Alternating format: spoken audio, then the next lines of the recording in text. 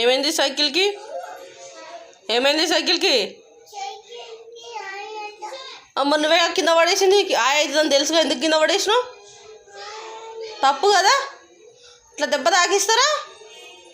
Sorry చెప్పు సైకిల్కి, సైకిల్కి చెప్పు. సారీ ఎంత చెప్తా చూడు, సారీ. నీదే సైకిల్ మాకు తెలుసు.